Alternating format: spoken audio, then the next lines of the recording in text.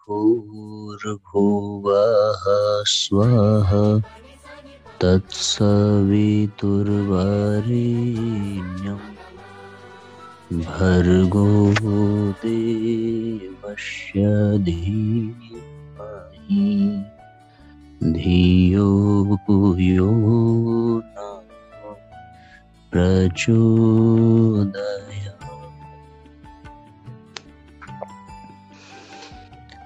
परम पूज्य गुरुदेव परम वंदनीय माता जी के सूक्ष्म सानिध्य में नित्य निरंतर संचालित युवा प्रकोष्ठ वाराणसी द्वारा ऑनलाइन दैनिक स्वाध्याय का ये आध्यात्मिक प्रकल्प, जिसके माध्यम से हम सभी प्रतिदिन जुड़ करके परम पूज्य गुरुदेव के साहित्य को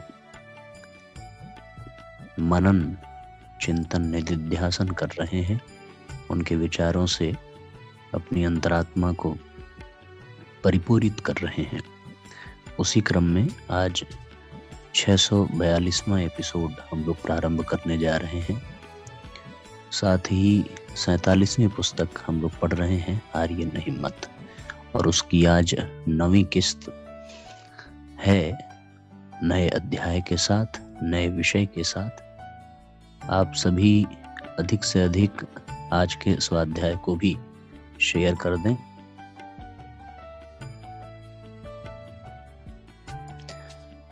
ताकि सबको स्वाध्याय की जानकारी मिल सके और अधिक से अधिक लोग जुड़ करके इससे लाभान्वित हो सकें। आइए साथियों, आज के सत्र का शुभारंभ करते हैं। बोलिए कम, करिए अधिक। हमारी कोई सुनता नहीं, कहते कहते थक गए, पर सुनने वाले कोई सुनते नहीं, अर्थात उन पर कुछ असर ही नहीं होता। मेरी राय में इसमें सुनने वाले से अधिक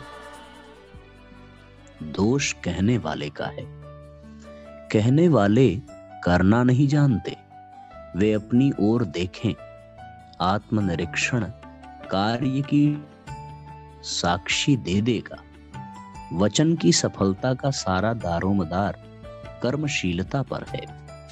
आप चाहें बोले नहीं, थोड़ा ही बोले, पर कार्य में जुट जाइए। आप थोड़े ही दिनों में देखेंगे कि लोग बिना कहे आपकी ओर खींचे आ रहे हैं। अतः कहिए कम, करिए अधिक, क्योंकि बोलने का प्रभाव तो क्षणिक होगा और कार्य का प्रभाव अस्थायी होता है। बहुत ही महत्वपूर्ण और समयानुकूल चिंतन है साथियों। आज लोगों के जीवन में जो समस्याएं हैं, उसमें एक बड़ी महत्वपूर्ण समस्या और परेशानी है कि कोई किसी का सुना नहीं चाहता। पत्नी पति का नहीं सुनती, पति को शिकायत है, पत्नी को शिकायत की हमारी कोई सुनता ही नहीं है। परिवार में बच्चे अलग परेशान हैं कि माँ बाप हमारी नहीं सुनते, माता पिता अलग परेशान कि बच्चे हमारी नहीं सुनते। सबको केवल और केवल एक शिकायत है कि हम कहते हैं पर कोई सुनता नहीं है। ये शिकायत किसी को नहीं है कि लोग सुनना चाहते हैं पर मैं कहता नहीं, पर यह शिकायत अवश्य है कि लोग सुनते नहीं।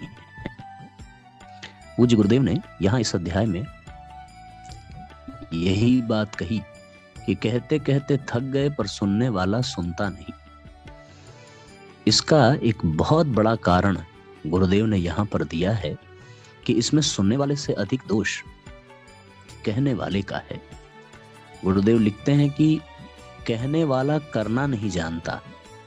यदि वो करना प्रारंभ कर दे तो उसे कभी कहने की आवश्यकता नहीं पड़ेगी। हमें अपना मूल्यांकन करना चाहिए कि हम जो कहते हैं, जो कहना चाहते हैं, उसे क्या हम कर रहे हैं अथवा नहीं। यदि आप स्वयं झूठ बोलने में माहिर हो और दूसरों को सत्य बोलने की शिक्षा दें तो फिर कौन सुनेगा। यदि हम स्वयं देर से सोकर के उठें और दूसरों को सुबह जल्दी उठने के लिए प्रेरित करें तो कौन सुनेगा। वास्तव में कहना ही नहीं चाहिए, करके दिखाना चाहिए। पूज्य गुरुदेव ने कहा कि प्रभावकारी उपदेश से अच्छा है कि हम श्रेष्ठ आचरण करें। हमारे आचरण को देखकर अपने आप लोगों में परिवर्तन होने लगेगा। बोलने का प्रभाव तो केवल क्षण भर का होता है। आदमी ने सुना, इस कान से दूसरे कान से निकाल दिया। लेकिन यदि आपने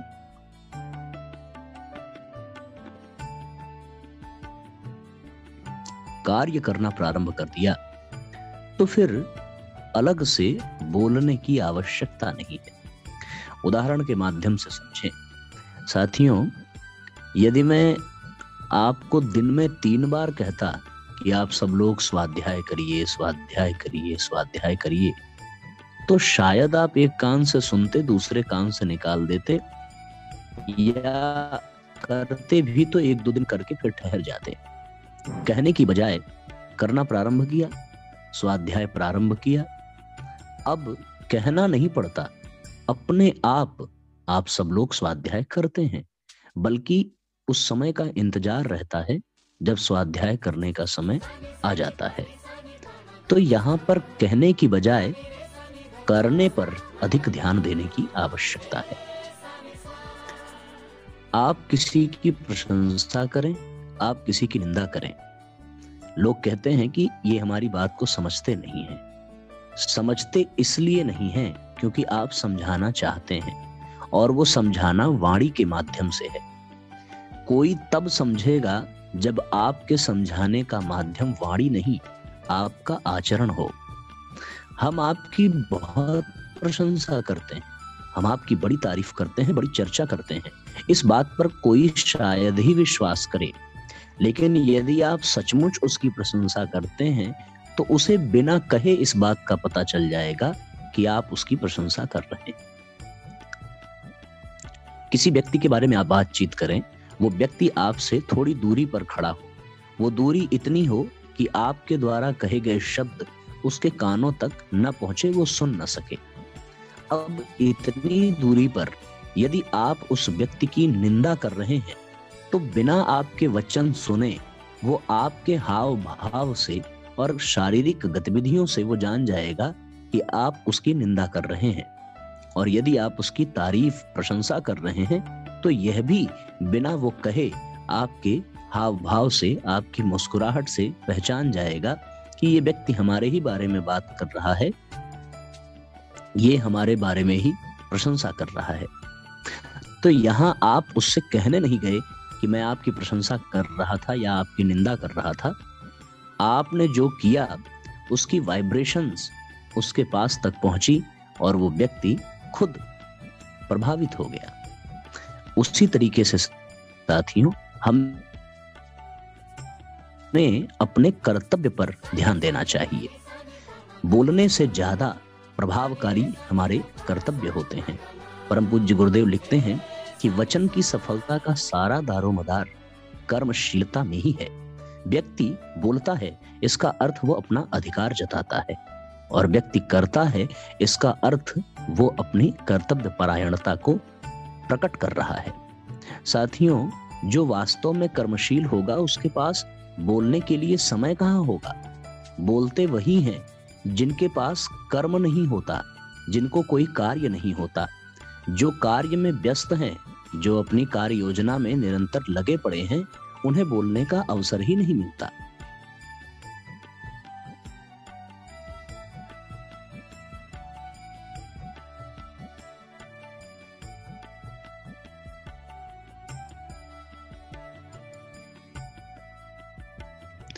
तो इसलिए आप किसी को वाणी से जो समझाना चाहते हैं, जो सिखाना चाहते हैं, उसे आप स्वयं करना प्रारंभ करें।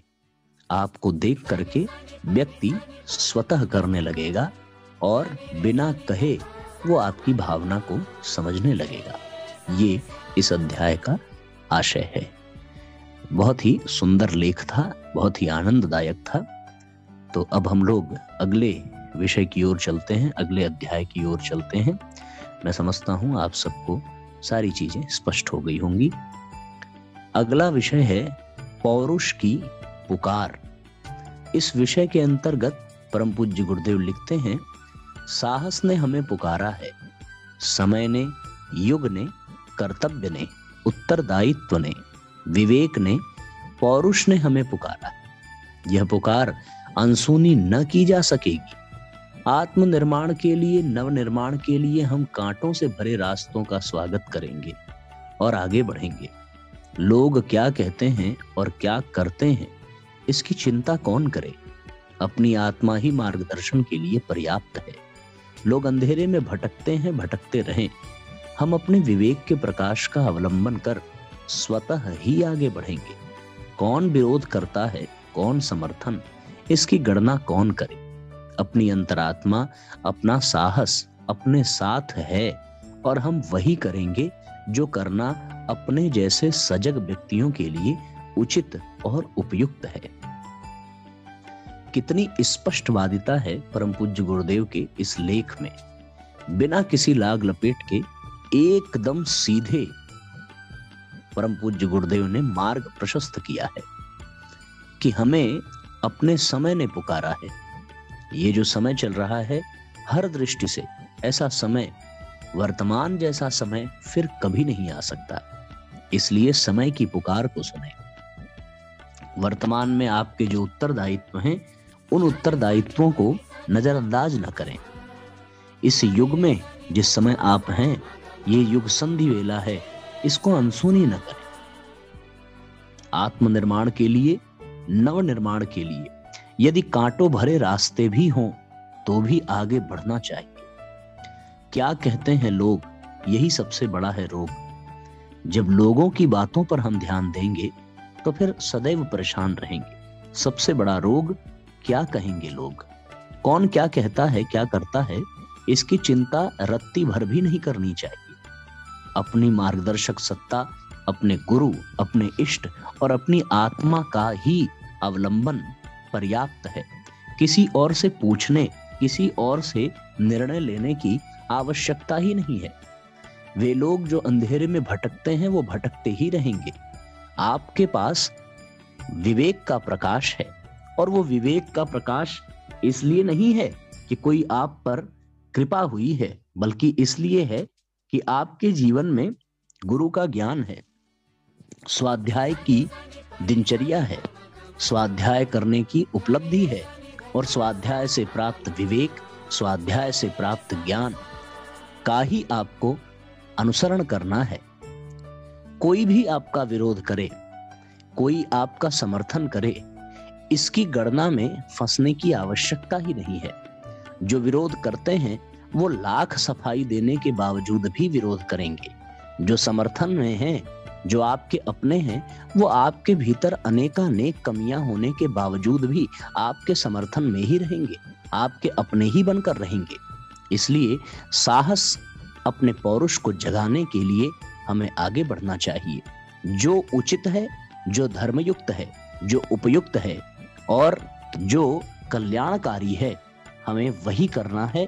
इसके निमित्त किसी से न पूछने की आवश्यकता है, न किसी का सहारा लेने की आवश्यकता है। बस विवेक की आंखों को देखते हुए, विवेक की आंखों से देखते हुए, विवेक के प्रकाश में कदम आगे बढ़ाते जाइए और आत्म कल्याण एवं लोक कल्याण का नवनिर्माण करने के लिए अपनी यात्रा का प्रारंभ करें, शुभारंभ करें। ये दूसरा विषय था। मैं समझता हूं कि सबको सारी चीजें स्पष्ट हो रही होंगी, क्योंकि ये बहुत ही सरल और बहुत ही उपयुक्त बातें हैं। आज के समय और परिस्थिति के अनुसार एक एक बिंदु हृदय को स्पर्श करने वाला है साथियों। ये पुस्तक और इस पुस्तक में प्रतिपादित एक एक सूत्र हमारे जीवन को बदल सकते हैं, हमारे जीवन में परिवर्तन ला सकते हैं। पुरुषार्थ और पौरुष की ही बात हो रही थी, तो अगला भी अध्याय है उसी से संबंधित, पुरुषार्थ की शक्ति। पिछले वाले अध्याय में यह कहा गया कि पुरुषार्थ करो, और अब इस अध्याय में यह संकेत दिया जा रहा है कि पुरुषार्थ की शक्ति क्या है। इसको हम समझने का प्रयत्न करें। सुधारवादी तत्वों की स्थिति और भी उपहासास्पद है। धर्म, अध्यात्म, समाज एवं राजनीतिक क्षेत्रों में सुधार एवं उत्थान के नारे जोर शोर से लगाए जाते हैं, पर उन क्षेत्रों में जो हो रहा है, जो लोग कर रहे हैं, उसमें कथनी और करनी के बीच जमीन आसमान जैसा अंतर देखा जा सकता है। ऐसी दशा में उज्जवल भविष्य की आशा धूमिल ही होती चली जा रही है। क्या हम सब ऐसे ही समय की प्रतीक्षा में ऐसे ही हाथ पर हाथ रखकर बैठे रहें, अपने को असहाय, असमर्थ अनुभव करते रहें और स्थिति बदलने के लिए किसी दूसरे पर आशा लगाए बैठे रहें? मानवीय पुरुषार्थ कहता है ऐसा नहीं होना चाहिए। आइए इस पर चर्चा करें, चिंतन करें। कौन कौन सी बातें कही गुरुजी ने? अध्यात्म की, समाज की और राजनीतिक क्षेत्र की, धर्म की। साथियों, समाज में न्याय व्यवस्था को बनाने के लिए मुख्य रूप से 3 शक्तियां कार्य करती हैं। पहला, धर्म और अध्यात्म की शक्ति। यह धर्म कृत्य है, यह अधर्म है, यह नीति है, यह अनीति है। इस आधार पर लोग न्याय का प्रतिपादन करते हैं। दूसरा है कि समाज की शक्ति। समाज क्या कहेगा? यदि हमने ये कदम उठाया तो लोग क्या कहेंगे, लोग क्या सोचेंगे? लोगों में के बीच में सम्मान के खो जाने का भय, लोगों के बीच में निंदा का भय, एक ये दूसरी शक्ति। और तीसरी शक्ति है हमारी शासन व्यवस्था, जो राजनीतिक क्षेत्र के अंतर्गत आती है। पुलिस प्रशासन आदि, उसके भय से लोग बुरे कर्म करने से बचते हैं। तो एक तो ये रास्ता हो गया कि प्रशासन के भय से, दूसरा समाज के भय से और तीसरा धर्म और अध्यात्म के भय से। ठीक है ना? इन 3 को माध्यम बना करके व्यक्ति प्रयास करता है कि वो अधिक से अधिक धर्मयुक्त, शासन युक्त और समाज युक्त बना रहे। ऐसी स्थिति में इन तीनों में ही सुधार और उत्थान के आज के समय में नारे लगाए जा रहे हैं। क्योंकि पुलिस प्रशासन की यदि बात करें तो रक्षक ही भक्षक बन गया। वो भ्रष्टाचार को अंजाम देता है, छोटी छोटे सहायता करने की बजाय उसमें वो अपना ही स्वार्थ सिद्ध करने पर लगा हुआ है। पुलिस को देख करके, प्रशासन को देख करके मन निश्चिंत होना चाहिए, पर देखने के पश्चात मन खुद अधीर हो जाता है कि कहीं हमें ही कोई भरपाई न करनी पड़े। तो एक तो बात ये हो जाती है, उसमें भी अब पूरी प्रामाणिकता शेष नहीं रह गई। सामाजिक दृष्टिकोण से देखें तो समाज में ऐसा कोई व्यक्ति ही नहीं होगा जो पूर्ण रूप से सत्यवादी हो, जो पूर्ण रूप से धर्मनिष्ठ हो, जो पूर्ण रूप से कर्तव्यनिष्ठ हो। तो फिर समाज की ओर भी हम क्या देख करके सीखें? चारों तरफ पतन, पराभव, चारों तरफ कष्ट और कठिनाइयां, आतंक और भ्रष्टाचार है। समाज से भी हमें कुछ सीखने को नहीं मिलता, बल्कि समाज से हमारा चारित्रिक, नैतिक और आध्यात्मिक पतन ही होता है। यही बात राजनीतिक क्षेत्र में भी है, यही बात सामाजिक क्षेत्र में भी है। अब जो सबसे महत्वपूर्ण आधार था धर्म और अध्यात्म का, वहां भी पाखंड और ढोंग ने स्थान ले लिया है। ऐसी स्थिति में धार्मिक जगत के बाबाओं, गुरुओं पर भी पूर्ण रूपेण विश्वास नहीं किया जा सकता, पूरी श्रद्धा के साथ उनसे जुड़ा नहीं जा सकता। उसका कारण यह है कि धार्मिक जगत में भी ढोंग और पाखंड का इतना बोलबाला है कि भोले भाले भक्तों को छलने के अतिरिक्त और इन लोगों ने कुछ नहीं किया। केवल और केवल उनकी श्रद्धा का लाभ उठा करके अपनी झोलियां भरी हैं, अपने को धनवान बनाया है। तो फिर सुधारवादी तत्वों की जानकारी और रास्ता अपनाने के लिए आज न धर्म और अध्यात्म को माध्यम बनाया जा सकता है, न ही समाज का अनुसरण किया जा सकता है, और न ही राजनीतिक क्षेत्रों में ऐसी स्थिति देखने को मिलती है। इसका कारण यह है कि उनके मुख पर कथनी कुछ और होती है, पर उनका करना कुछ और ही होता है। जमीन आसमान का अंतर है। ऐसी दशा में उज्जवल भविष्य की आशा धूमिल हो जाए और होती चली जाए तो फिर मनुष्य क्या करे? गुरुदेव उसका उपाय बताते हुए कहते हैं कि हमें ऐसे समय में प्रतीक्षा करनी नहीं चाहिए, हाथ पे हाथ रख करके बैठना नहीं चाहिए, पुरुषार्थ करना चाहिए और फिर धर्म जगत में स्वयं को एक रोल मॉडल के रूप में, एक आदर्श व्यक्तित्व के रूप में उभारना चाहिए यदि हम धार्मिक जगत के हैं तो। और यदि हम सामाजिक जगत के हैं, समाज के ठेकेदार हैं, तो फिर सामाजिक क्षेत्र में भी हमें अपने व्यक्तित्व से, अपने चिंतन चरित्र से एक ऐसा उदाहरण प्रस्तुत करना चाहिए कि हमें भले ही कोई आदर्श न मिला हो पर हम दूसरों के लिए आदर्श बन सके। तो हम जिस भी क्षेत्र के हों, चाहे वो राजनीतिक, चाहे वो सामाजिक, चाहे वो आध्यात्मिक, चाहे वो धार्मिक, कहीं भी हों, स्थिति बदलने का इंतजार करना और अपने को असहाय, असमर्थ अनुभव करना, यह अत्यंत मूर्खता भरी बात होगी। अपने पुरुषार्थ को जगाना चाहिए और हमें स्वयं बिना किसी का सहारा लिए इन तीनों क्षेत्रों में अपने आप को एक श्रेष्ठ व्यक्तित्व के रूप में उभारना चाहिए, जिससे दूसरों की समस्या का समाधान हो सके। और जैसे हम किसी को आदर्श बनाने के लिए चिंतित हैं, चारों तरफ नजर दौड़ा रहे हैं, तो कम से कम आने वाली पीढ़ी को यह कष्ट, यह कठिनाई न उठानी पड़े और वो हमें एक आदर्श के रूप में देखें, हमसे कुछ सीखे और अपने जीवन में आमूलचूल परिवर्तन करें। ये तीसरा अध्याय था आज का, जो बहुत ही महत्वपूर्ण था। आप भटकना मत। तीसरे अध्याय को जो अभी हम लोगों ने पढ़ा है, उसी के विषय को आगे बढ़ाते हुए ये अगला बिंदु है कि जब हम देखते हैं कि सर्वत्र निराशा ही निराशा है, सर्वत्र समस्या ही समस्या है, सर्वत्र केवल ढोंग और पाखंड है, कथनी करनी में अंतर है, तो ऐसी स्थिति में हम भटक जाते हैं। लोभों के झोंके, मोहों के झोंके, नामवरी के झोंके, यश के झोंके, दबाव के झोंके ऐसे हैं कि आदमी को लंबी राह पर चलने के लिए मजबूर कर देते हैं और कहां से कहां घसीट ले जाते हैं। हमको भी घसीट ले गए होते, ये सामान्य आदमियों को घसीट ले जाते हैं। बहुत से व्यक्तियों में जो सिद्धांतवाद की राह पर चले, इन्हीं के कारण भटक कर कहां से कहां जा पहुंचे। आप भटकना मत।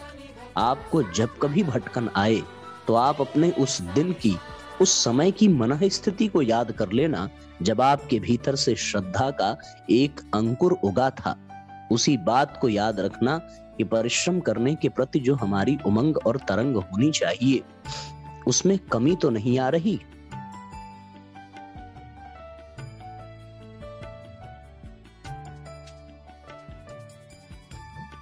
इतिहास में और शास्त्रों में ऐसे अनेकों उदाहरण मिलते हैं साथियों कि बहुत ऊंचाई प्राप्त करने के बावजूद भी न जाने कितने लोग अपने लक्ष्य से, अपने मार्ग से भटक गए और उनका पतन हो गया। ऋषि विश्वामित्र की कहानी याद आती है, देवताओं का राजा इंद्र, उसकी कहानी याद आती है। ऐसे अनेकों उदाहरण हैं। परम पूज्य गुरुदेव के साथ भी जुड़ने वाले न जाने कितने ऐसे व्यक्तित्व, न जाने कितने उनके शिष्य जो कभी उनके अंग अवयव हुआ करते थे और इतने घनिष्ठ कि गुरुदेव का प्राण उनमें हिलोरे लेता था, लेकिन जरा सी चूक के कारण, जरा सी भटकन के कारण उनका जीवन बदल गया और वो कोसों दूर हो गए। तो फिर हमें गुरुदेव यहाँ कहते हैं कि भटकना मत, और यदि लगे कि भटक रहे तो फिर उस दिन को याद करना जिस दिन को, जिस भावना से, जिस श्रद्धा से आपके भीतर अंकुर फूटा था और आप इस पथ पर चले थे। तो हम भी अपने लक्ष्य से कभी भटक जाएं तो हमें भी अपने उस पहले दिन को याद करना चाहिए जिस दिन हमने लक्ष्य निर्धारित किया था, और उस दिन कौन सा उमंग, कैसा भाव था, कैसी धारणा थी, उनको महसूस करने की आवश्यकता है, उनको स्मरण करने की आवश्यकता है। जब वो याद आ जाएं तो फिर हम कभी भटक नहीं सकते। यदि भटके भी रहेंगे तो पुनः अपने रास्ते पर आ जाएंगे और पूरे परिश्रम के साथ हम पूरे उमंग और तरंग के साथ अपनी गति को आगे बढ़ाते चलेंगे और निश्चित रूप से इससे स्वयं भी लाभान्वित होंगे, दूसरों को भी लाभान्वित करेंगे। इस तरीके से साथियों आज का ये स्वाध्याय बहुत ही आनंददायक था। तो सबसे पहले हम लोगों ने चर्चा की कि बोलिए कम और करिए अधिक। हम बोलना छोड़ें। बोलने वाला केवल अधिकार की बात करता है, ये मेरे हिस्से का है, ये मेरा है, ये मुझे चाहिए, केवल और केवल अधिकार की बात। लेकिन जो कर्तव्य परायण है वो बोलता नहीं, वो करता है। कितनी गजब की बात यह है कि बोलने वाला जो अपने अधिकार की मांग करता है उसे अधिकार मिलता नहीं, और जो कर्तव्य निभाता है उसे बिना मांगे ही अधिकार प्राप्त हो जाता है। कैकेयी ने अपना अधिकार मांगा, अपने पुत्र का अधिकार मांगा, पर मांगने के बावजूद भी उसे प्राप्त नहीं हुआ।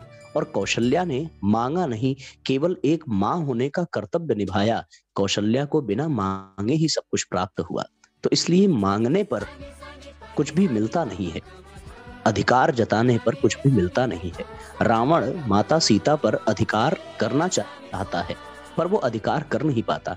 लेकिन राम एक पति होने का कर्तव्य निभाते हैं और माता सीता के हृदय में सदैव उनका निवास रहता है। तो साथियों, बोलें कम अर्थात अधिकार की बात न करें, करें ज्यादा अर्थात कर्तव्य की बात करें। एक बात। दूसरा अध्याय हम लोगों ने क्या पढ़ा था? दूसरा अध्याय पढ़ा था अपने भीतर के पौरुष को जगाइए, अपनी सामर्थ्य को जगाइए, अपने भीतर के दमदारी को जगाइए। और पुरुषार्थ को जगाने के लिए पूज्य गुरुदेव ने कहा कि हमें पुरुषार्थ की शक्ति को पहचानना चाहिए। समय की पुकार को, युग की पुकार को, पौरुष की पुकार को जाने और अपने पुरुषार्थ की शक्ति को जागृत करें। तीसरी बात कि हम भटके नहीं, भटकना बंद करें। जो भटक जाते हैं वो अपने लक्ष्य तक कभी पहुंच नहीं पाते।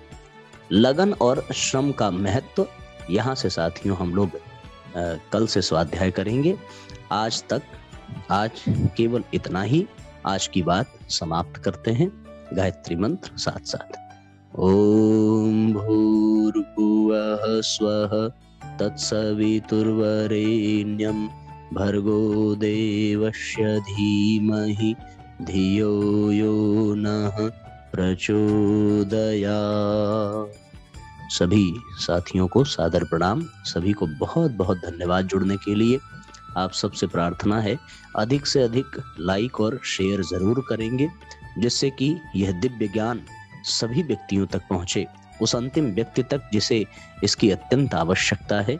न जाने कौन से विचार कब, कहां, कैसे, किसको प्रभावित कर जाएं और किसका जीवन बदल जाए, कुछ कहा नहीं जा सकता। तो हम अपना कर्तव्य निभाएं, और कर्तव्य यही है कि हम अधिक से अधिक इसको शेयर करें और दूसरों तक पहुंचाएं। इन्हीं भावनाओं के साथ आप सबका कल्याण हो, गुरुदेव माता जी का आशीर्वाद आप सब तक पहुंचे, ऐसी शुभकामना देते हुए आज के सत्र को विराम देते हैं। बहुत बहुत धन्यवाद, बहुत बहुत प्रणाम, बहुत बहुत नमस्कार।